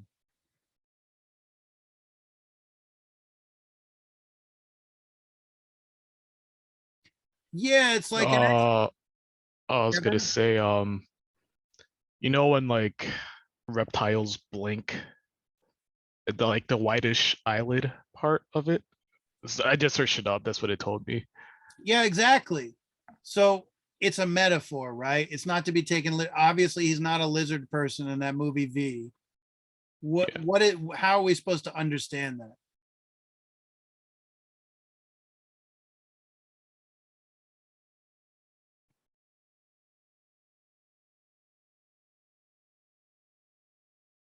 I guess he's referring to like it covering, something was covering his eye and it lifted. Or his mind. I was gonna say it's like he had an Okay, epiphany. is it literally his eyes that were blinded by this nictitating membrane? No, it was his mind, I'd Yeah, say. and what's an expression? We use our mind's eye. Like we say things like, I see it when we say when you understand, you say, I see it, right? Or you could say that. So what is he really talking about? Like the scale, you know, the expression like the scales fell from their eyes and they saw it. Well, they didn't see it with their eyes. They saw it with their mind, which is to say he put the pieces together, right? He went from a state of ignorance about something to a state of, like, you could say, enlightenment. What did he become enlightened about? That his friends really weren't his friends. We'll get to that issue. That's the next issue. But let's before that. What does he discover in this moment of mental clarity? That his so-called friends stole. Yeah. So let's be clear. There were some before this meeting where they were cursing sympathetically. You know, they were like, oh man, shit, your money got stolen. Oh, that really sucks, bro. And of course, they're trying to put on a show like they care when they are the ones who actually did it. So they're faking it, right? And that's when he gets a whiff that there's something wrong. And he says, oh yeah, they did it. So here's the thing. He knows they're thieves because obviously he knows the money's stolen on the one hand. And then he has friends. He obviously knows he has friends. But in this moment, he realizes that the friends and the thieves are the same, right? You know, I'll give you, this is like Greek tragedy. Someone said, what is it, Kevin? You said you didn't like anything Greek is the writing. No, that was me. I'll take that to the grave. Aha. RB. So in the story of Oedipus, Oedipus has to go out and look for the murderer of the king of Thebes. You know who the murderer of the king of Thebes was? Oedipus. And he's looking for himself. And you know why he didn't know? Because he certainly knew that at some point he killed somebody, but he didn't realize the person he killed was the former king of Thebes. So then he goes out on a mission to find the murderer, and it turns out it was him all along. And at some point, he has this enlightened moment where he realizes that the murderer and himself are the same person. Interesting. Okay. Are these people his friends or not? The No. word friend, the word friend is used a number of times, right? They're not his friends. Charisma says, so this is a question open to some interpretation. Charisma says, no, they're not his friends because they're like bad people. They stole his money. They lied to him. They went behind his back, all that stuff. What do other people think? Are they his friends? I mean, if the question is, are they his friends? Well, if it's based on what we think, no, because the end result is that, like that whole friendship could have been like, maybe there was a chance that it could have been like real and informal, but the moment that the author mentioned the money, like that was when it slipped. And then after the whole fiasco with the money, I'd say no, they're not his friends because they stole from him. So And they're then definitely not real friends, right? no. And that, Let's ask this. Were they friends? Were they real friends before they stole? well, that's what I was getting into. Like it could have been, they could have been informal, but the moment that he brought up the money, it probably wasn't genuine anymore. So we have to distinguish between like appearance and reality, or perception and reality. He clearly thought they were his friends, right? Yeah. Because Or at least initially, yes. because number one, he didn't know better for a time that they were crooks. And he also didn't seem to know or think that they were capable of being crooks, right? Were these Right. guys ever really his true friends? Even No, before they stole the money? No, because if the question is whether like if they are his true friends, then a true friend would not steal from you. And I was about to bring up All right, later. exactly. So my let me just hammer it home here. Even before they stole from him, we know at least the reader knows that these are not real friends, because real friends would never do this, and they wouldn't like miraculously change to people who would steal from you, right? And this raises this whole specter with human beings of the difference between appearance and reality. They can play like they're his best friend and, curse sympathetically and feel sorry for him, but they're not really his friends. And human beings can fake it, right? That's one big aspect. The other thing has to do with just the way we use the word friend. Like, very often we use the word friend and, we don't kind of fully mean it. Like, we call someone a friend, they may become a real friend once we get to know them. So here's this situation where he actually gets more knowledge about them by being around them and actually discovers they're not friends at all, right? So it's quite fascinating. And it's such a simple story, but it illuminates some of the real challenges of relationships, actually.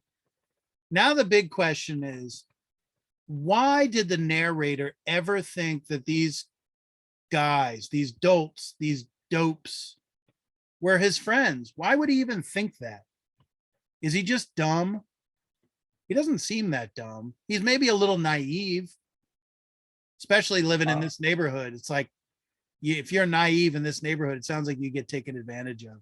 It's actually, I was gonna say, it's actually because of the neighborhood, like because of their upbringing, because they're going so rough, and because you mentioned earlier that humans needs, some form of a collective, that with how he describes the neighborhood later, he was probably under the impression that they had a similar upbringing as he did, and like going through it currently, because he says like that's a bad neighborhood, everybody has their turn to get robbed, like it's you're no different from anybody else.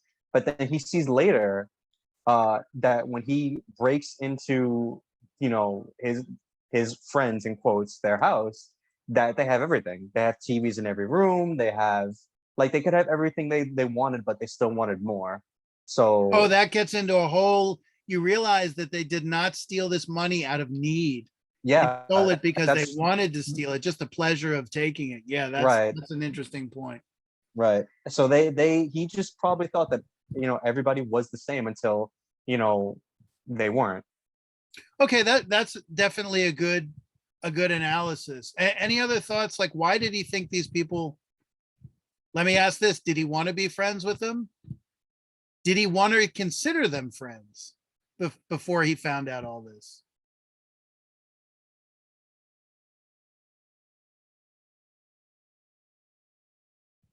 I'm asking you some kind of speculative questions. I get that. I mean, he did every, RB great, but everybody else, didn't he want to consider these people friends? Like, he thought they were his friends, right? Yeah, that's what I was gonna say. Like he, Yeah, when why? but why? Wait, sorry. The question is, why did he consider them as friends? Yeah. Even though, I mean, like, he didn't pick up signs of imperfections in the relationship earlier. Let's put it that way. They're probably, I know we're reading a short story that doesn't give you all the information, but in real life, you would have picked up other signs that there was something off about these guys. Well, let me ask a stupid question. I mean, this is a simple answer, actually. What do we all want? Do we all want to be alone? We want to belong somewhere. Yeah, we want friends, to keep it simple, belonging, etc., etc. Why is he friends with these people? Number one, because they're the kids he's got around him in his neighborhood. Think about that. You want to go date, you want to go get married, live happily ever after. You're always bound by the people you actually have access to, right? Whether it's your neighborhood or whether it's, I don't know, the online site you use, or the school you're at or what it is. It always circumscribes who you have a chance to get to know. And these were the kids who happened to be in his neighborhood. So why wouldn't he try to be friends with them? Right? That's one. The situation determines who you have available. It's like your work. Then the other thing is Aristotle says something really powerful. He says the desire for friendship arises quickly, but the reality of it does not. So what does that mean? Especially when you're young, you're going out and seeking that connection. The problem is that connection is not always there to be had with a real friend for all kinds of logistical reasons. But we want to believe that the people out there are going to be our friends because we need it. So maybe we project our need onto people who maybe aren't real friends. Does that make sense? And the same thing happens in boy-girl relationships, or I should just say in romantic relationships. Someone has a yearning to be connected and they project that yearning on a particular person, and maybe it's not a perfect fit, but they don't see the lack of the perfect fit because they're so determined to get connected with someone else. Yes or no? Am I just making this up out of thin air? No, I mean, it makes sense that they would like, yearning and to belong, especially because well, I don't think they said his age, but when you're young and at that age, you're impressionable and yeah, like you would want to belong. Like there's no child out there unless there's like typically children would want to belong. That's just how we are. So Yeah, and I um think in different ways it holds true for other ages too. I mean, I think we learn to be a little more circumspect as we get older in who we bring into our inner circle, and it's like a longer, slower process, you know. All righty. So I want to go 10 more minutes and call it. And next class, we're not gonna go this long, but we had a lot to do today. So I want to read through Mending Wall, and I just want to focus. There's a lot. I know it's a short little poem, but there's a ton of things we could focus on. Who could read this for us? It's not too long. Who would like to read for us? Somebody other than Charisma, since she already did such a lovely job. I'll do it. Awesome, Kevin. Thank you. All right. Something there is that doesn't love a wall, that sends the frozen groundswell under it, and spills the upper boulders in the sun, and makes gaps even two can pass abreast. The works of hunters is another thing. I've come after them and made repair where they have left not one stone on a stone, but they would have the rabbit out of hiding to please the yelping dogs. The gaps, I mean, no one has seen them made or heard them made, but at spring mending time, we find them there. I let my neighbor know beyond the hill, and on a day we meet to walk the line and set the wall between us once again. We keep the wall between us as we go, to each the boulders that have fallen to each, and some are loaves and some so nearly balls. We have to use a spell to make them balance. Stay where you are until our backs are turned. We wear our fingers rough with handling them. Oh, just another kind out of door game. One on a side. It comes to little more. There where it is, we do not need the wall. He is all pine and I am an apple orchard. My apple trees will never get across and eat the cones under his pines, I tell him. He only says, good fences make good neighbors. Spring is the mischief in me, and I wonder if I could put a notion in his head. why do they make good why do they make good neighbors? Isn't it where there are cows? But here there are no cows. Before I built a wall, I'd ask to know what I was walling in or walling out, and to whom I was like to give offense. Something there is that doesn't love a wall, that wants it down. I could say elves to him, but it's not exactly elves. It's not elves exactly, and I'd rather he said it for himself. I see him there, bringing a stone grasped firmly by the top in each hand. Like an old stone savage armed. He moves in darkness as it seems to me, not of woods only and the shades of trees. He will not go behind his father's saying, and he likes having the thought of it so well. He says again, good fences makes good neighbors. Good fences make it. Great. So I want to finish by trying to get a sense of the meaning of the title here, but just a couple things and we'll call it a night. So it's a poem that's basically a narrative, right? It's a kind of little short story. There are characters, there's a simple setting. It's not totally clear about the setting, and stuff happens and there's a conflict. First of all, what's the setting here? Where does this take place roughly? Because there's some ambiguity about the setting, but basically, what's the setting? This is one I was a little unsure about, but I said it took place in like in a more suburban area based on the text. Suburban? I'd say rural. Yeah, so I guess if you're used to living in the city, suburban, yeah, but I think rural is the most appropriate. Rural being like in the country slash like almost agrarian or farmland, you know, because there's a reference to apple orchards and pine trees and I mean, what do we don't even know about their dwellings. We know about their two properties that is divided by what? Or that are divided by what? The wall. A wall. Yeah, this stone wall. Yeah, so that's enough. And that's really all we're given. This could take place in the 1800s, the 1900s, the 20th century, the 21st century. It's totally ambiguous. And how many characters are there? Kind of main characters. Because I mean, he talks about elves and hunters and stuff like that too. How many characters are there? I want to say the speaker of the poem and other neighbors, so two.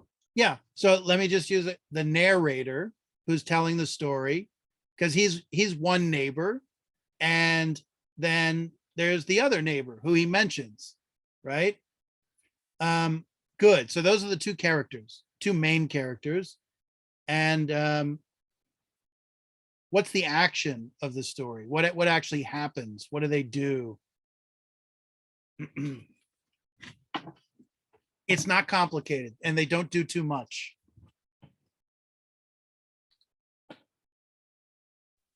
So what I got from it was like after winter, I want to say, you're back near the Yeah, wall. and after winter comes Spring. spring.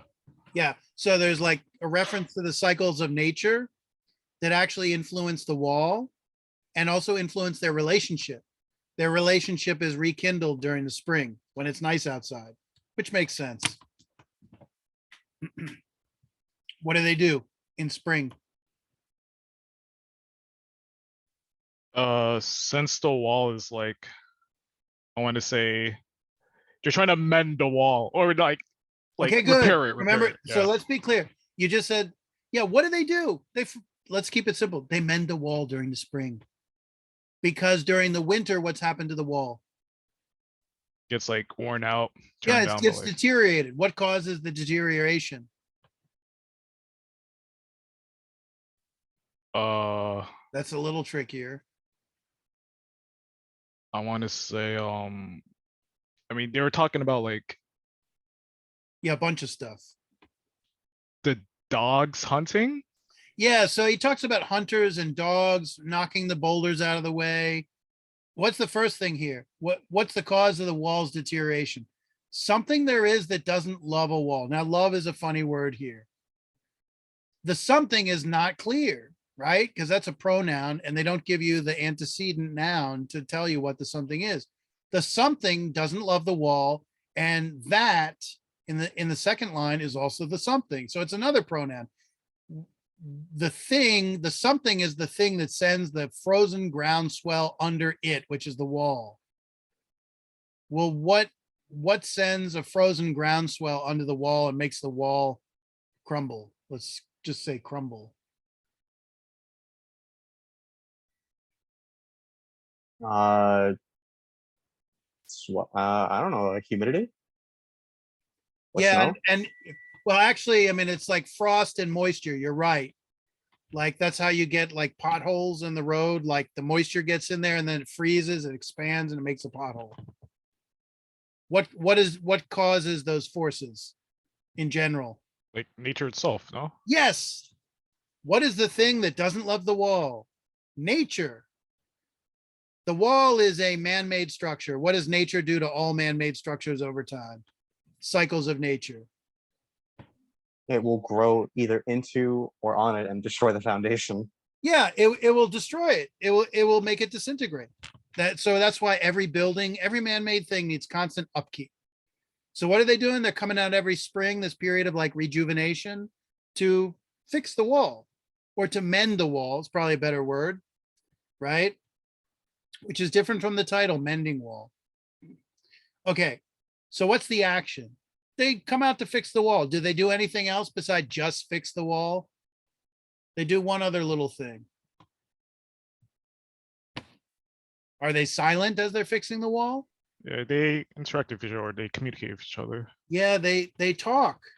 They carry on conversation, and it's implicit in the fact that they're talking. The idea here, I think, is that they're talking while they're fixing the wall, right? And the quotation marks make that clear. Yeah, that like they're talking. catching up pretty much. And yeah. so the wall is actually bringing them together. You might say the wall is actually mending their relationship after it being disrupted for a period of the year where they don't interact. Okay, they're neighbors. Interesting relationship, neighbors. What kind of relationship is neighbors? Is that friends or enemies? Friends typically, or usually it should be. It Yeah, should be. neutral, All kind of. depends on who the hell you get stuck next to, right? I mean, you try to be cordial. They're pretty neutral. Yeah. Yeah, so the interesting thing about neighbors is like you're kind of just stuck with them. You're in close proximity to them. It's kind of intimate, and yet you may not know them well at all. Or you may become very good friends. Like a neighbor does not specify the nature of the relationship other than proximity, right? So that's interesting. What's the conflict?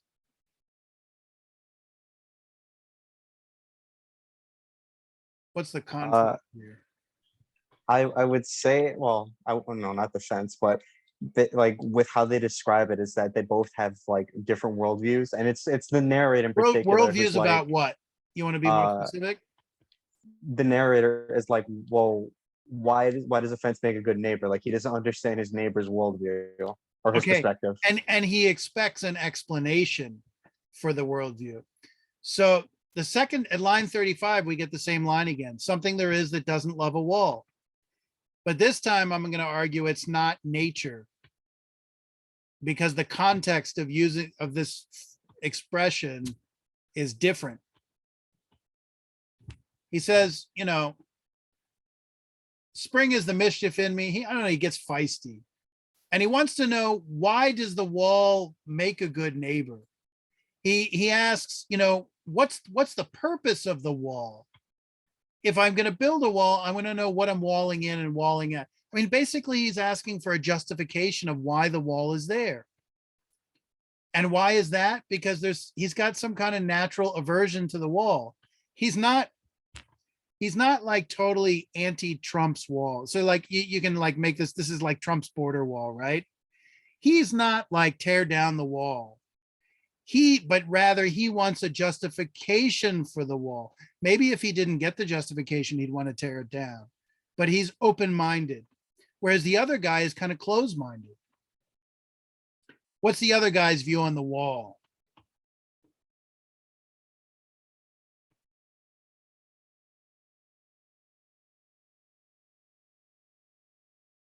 The guy who says good fences make good neighbors.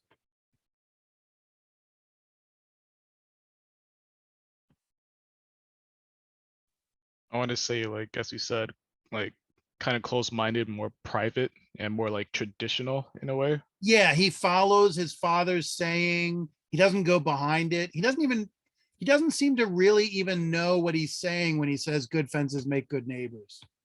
Okay. So last two things here and we're done.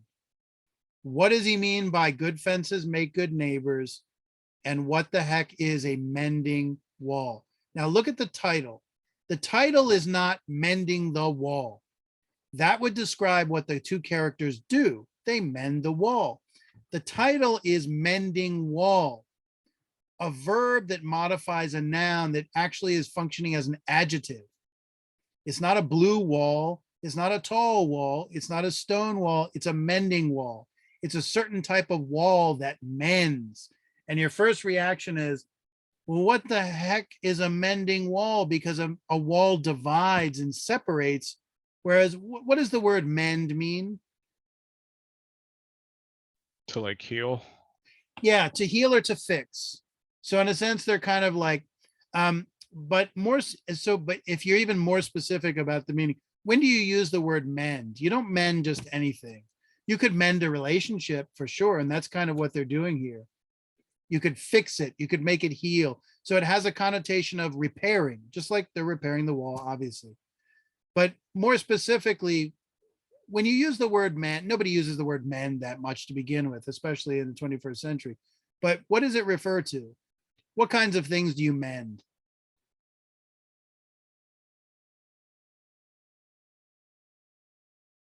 I want to say like usually people, no?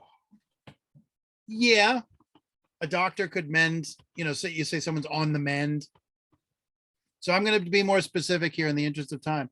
So very often I think, and if you look it up, the word mend means like bringing two sides, something together. You make amends, it's a little different. Well, it's related. Like, so your clothes get torn and you mend it. What do? You take the two sides that have ripped apart, you bring them back together, right? So how the heck can we have a wall that divides and separates? Because that's what walls do by their nature. How can we have a wall that actually unites as it's dividing? Does that make any sense at all? That's like an oxymoron. So let's be clear. The types of walls we're really talking about are ultimately not physical ones, but ones of another kind. What does it mean when he says good fences? We're not going to spell everything out, but we'll ask this question. What does he mean when he says good fences make good neighbors? Good fences make good neighbors.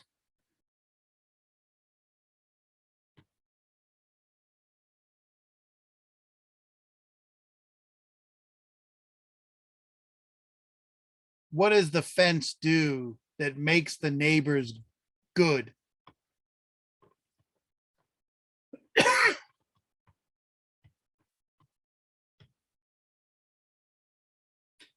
Okay, divides and gives boundaries, could provide privacy, and that would be connected with boundaries. Okay, what are we really talking about? We're not really talking about a stone wall here. We're talking about something that provides boundaries to human conduct in general, right? What kinds of things in society in general provide boundaries to our conduct that limit what we can do and limit what we can do to other people. Or what we do to other people. Rules. Yeah. What is he really talking about? I think he's talking about the rules of society. They could be laws, or they could just be moral codes of conduct, either one.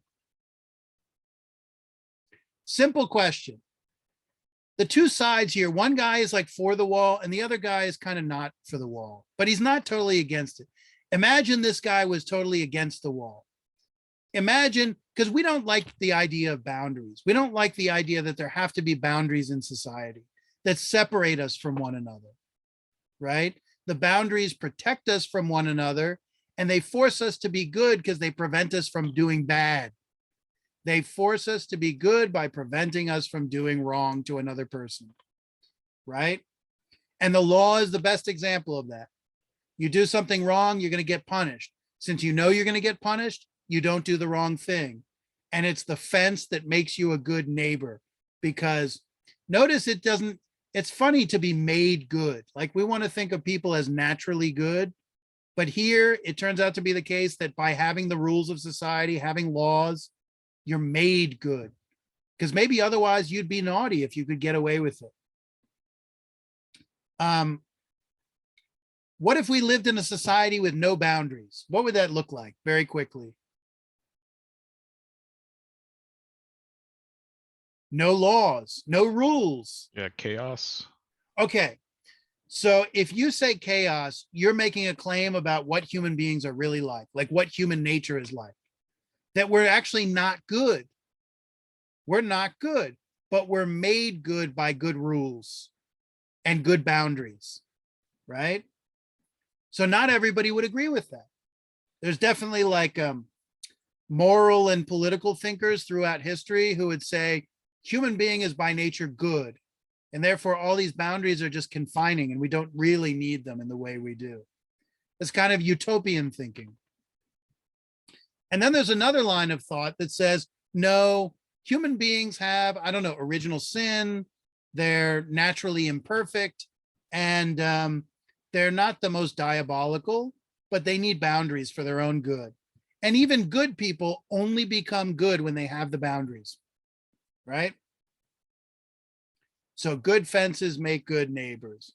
When you have good rules of society, we're all protected from one another by our impulses. And what does this say? It implies, if there are rules, if there are laws, it implies that we have the desire to do different types of harm to other people. And you can say, oh, well, every society is different and has different rules and moral relativism and all that stuff. But the reality is, I'm not aware of any society that has no rules. You guys can do a research project finding that society that existed that had no rules, no laws, and no enforcement or punishment mechanism, like the police and a judicial system. I don't think it exists, which says a lot about human nature, right? The very fact that rules exist in society and in every society is an acknowledgement that human beings are rather imperfect and they have the impulse to be in conflict with other human beings. Okay. Mending wall. If the wall that we're really talking about is some type of boundary or rule, we just said if there were no rules, there would be chaos. You can't function like that. You just can't. It would not be harmonious. It would not be intimate in a way that we recognize. So mending wall, right? The boundaries are the things that restrain our impulses and allow us to be good neighbors and actually allow us to mend our relationships. And I mean, they simultaneously keep us in our own lane, but they actually allow us to come together in a strange way. So while it seems like a contradiction in terms, I think it's actually not in practice, right? Okay, we went way longer than I thought we were. I'm sorry about that. We're going to finish up early next time. So we should call it right there. Anybody with thoughts, questions, comments? Unfortunately, it's kind of rushed, but I wanted to get through these readings tonight. I do, but it's not really pertaining to the readings. It's outside things. Okay. You want to just ask it once everybody goes? Or you, Sure, that's, I guess. okay, so with that, if nobody has any other questions, comments, have a great night. It was a pleasure to meet you all. And so we will meet next Tuesday at 7:30, if you're able to make it. Next Tuesday or next Wednesday? Next Tuesday. Tuesday, I need okay. to switch it to Tuesday. Okay, Tuesday, 7:30. All right. Good night, Professor. Yeah, and I'll send many messages about that. Yes. Okay. Good Good night. Professor. Good night, Professor. Good Okay, class today. good night, everybody. Good night. Nice job, Kevin.